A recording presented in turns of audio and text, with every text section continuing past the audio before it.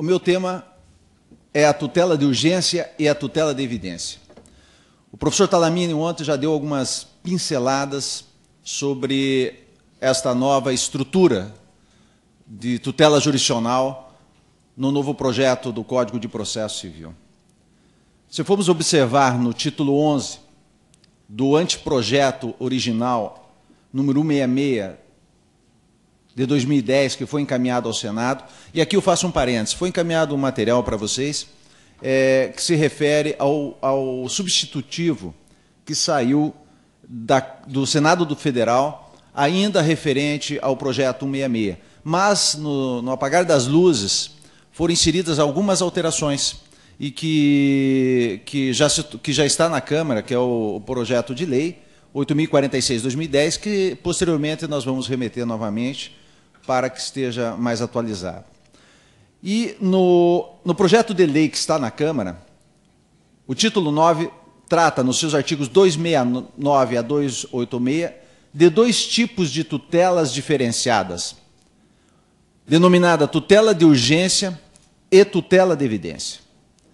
E esses dois tipos de tutela têm por finalidade atenuar eventuais danos emergentes que possam ocorrer em decorrência de circunstâncias de fato ao direito material, justamente pela prestação tardia da tutela jurisdicional.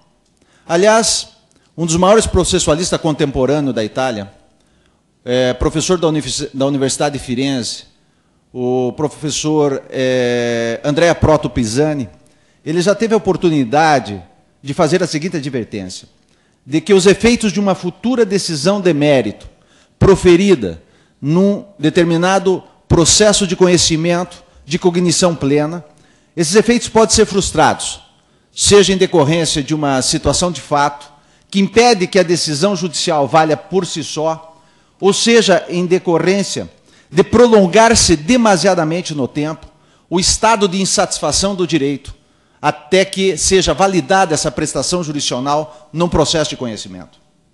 Daí porque a necessidade efetiva dos ordenamentos jurídicos e das legislações infraconstitucionais estabelecerem tipos de tutelas diferenciadas que atendam da melhor maneira possível os reclamos do direito material. O novo projeto subdivide a tutela de urgência em tutela de urgência cautelar e tutela de urgência satisfativa. E aqui eu peço a devida vênia do professor Talamini para me posicionar no sentido que ainda é muito importante se estabelecer a diferenciação entre tutela de urgência satisfativa e tutela de urgência cautelar. Não penso que seja um mero formalismo. Assim como na medicina é importante se estabelecer uma diferença entre um bisturi e um machado, me parece que também nós, no processo civil, devemos nos habituar com os nossos institutos e devemos aprender as suas diferenciações, porque o projeto estabelece expressamente essa diferenciação. É bem verdade que a diferenciação preconizada pelo atual projeto do Código de Processo Civil em tutela de urgência cautelar e tutela de urgência satisfativa, ela não se assemelha à doutrina italiana quando ela interpreta o artigo 700 do Código de Processo Civil italiano. Porque a doutrina clássica italiana, com base nos ensinamentos de Calamandrei, ela entende que o artigo 700 ele apresenta dois tipos de tutela cautelar. Uma cautelar conservativa e uma cautelar antecipatória. Então, para o Código de Processo, a doutrina, pelo menos a doutrina que interpreta especificamente o artigo 700 do Código de Processo Civil italiano, todos os provimentos antecipatórios, eles teriam natureza de cautelaridade antes de uma sentença final. Tendo em vista que é muito arraigado no processo civil italiano, pelo menos para essa doutrina clássica, o princípio da nullus secutio sine titulo. Assim, no artigo 700 do Código de Processo Civil italiano, nós vamos encontrar efetivamente para a doutrina clássica uma cautelar antecipatória e uma cautelar conservativa. Essa, inclusive, é a lição de Filippo Verdi que eu exponho para vocês. Como disse o mestre italiano, é tradicionalmente corrente na doutrina, e sobre isso são dedicadas difusas considerações, a distinção entre provimentos cautelares e, sobretudo, de urgência, contendo medidas conservativas e provimentos com medidas antecipatórias. Mas o projeto do novo Código de Processo Civil brasileiro, ele apresenta uma postura diferenciada do direito italiano, porque ele traz expressamente a diferença entre tutela de urgência cautelar e tutela de urgência satisfativa. É bem verdade que, quando da remessa deste projeto ao Senado Federal, houve vozes na doutrina brasileira que sustentaram a extinção da tutela jurisdicional cautelar.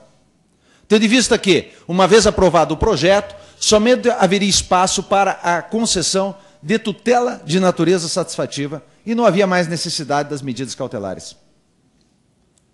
Contudo, não obstante a extinção do livro 3 do atual Código de Processo Civil, que é o livro do processo cautelar como processo autônomo, a tutela jurisdicional cautelar sobreviveu e sobreviverá no atual projeto do Código de Processo Civil.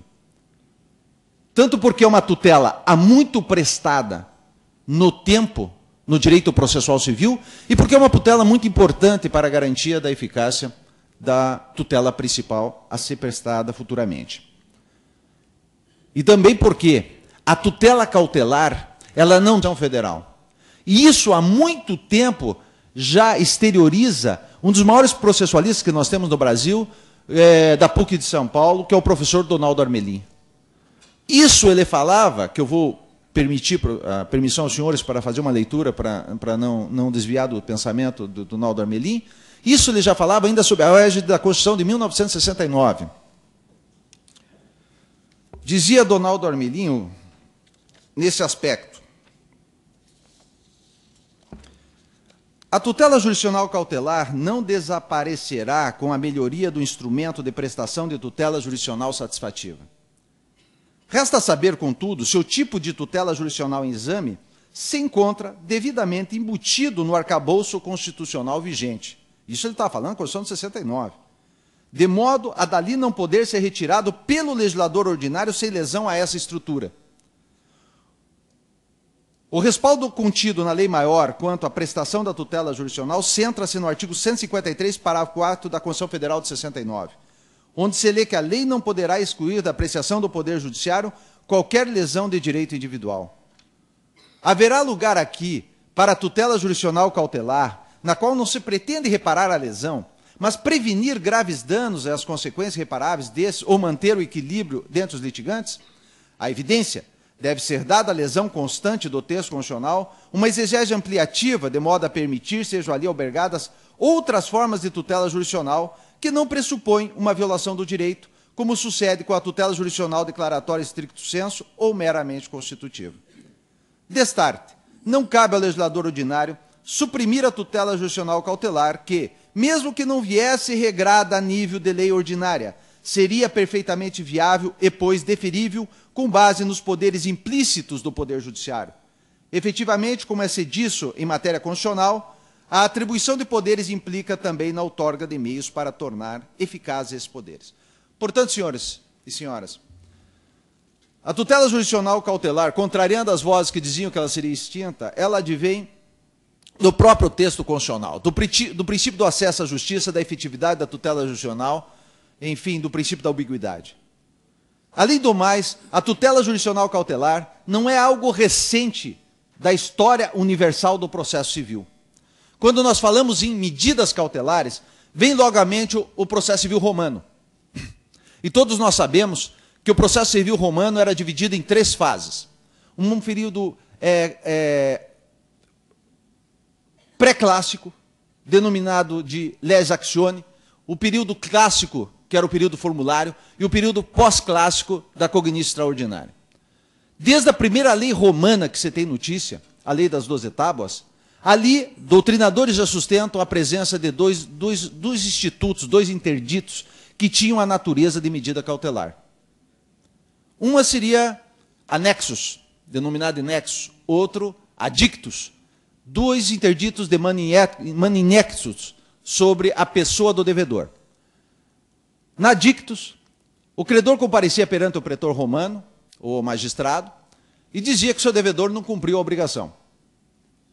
E era autorizado, através do pretor, de prender o devedor levá-lo até a sua casa e lá deixá-lo em cárcere privado por 60 dias. Com peso, amarrado aos seus pés ou no seu pescoço, do máximo de 15 libras. E ele poderia levar esse devedor durante 3 feiras em Roma e, em voz alta, pregava que o valor da dívida. Se aparecesse algum vindex, ou seja, algum fiador que pagasse, ele estava solto. Se durante 60 dias ninguém aparecesse, ele poderia levar o devedor além do rio Tibre e ir lá, vendê-lo como escravo ou matá-lo. Se houvesse litisconsórcio ativo, seria dividido o corpo, né? Seria interessante, se a dívida fosse, por exemplo, do Ronaldinho Gaúcho, ele estivesse aqui, né, no nosso auditório, e fosse o devedor, eu gostaria de ficar com as pernas do Ronaldinho Gaúcho, né?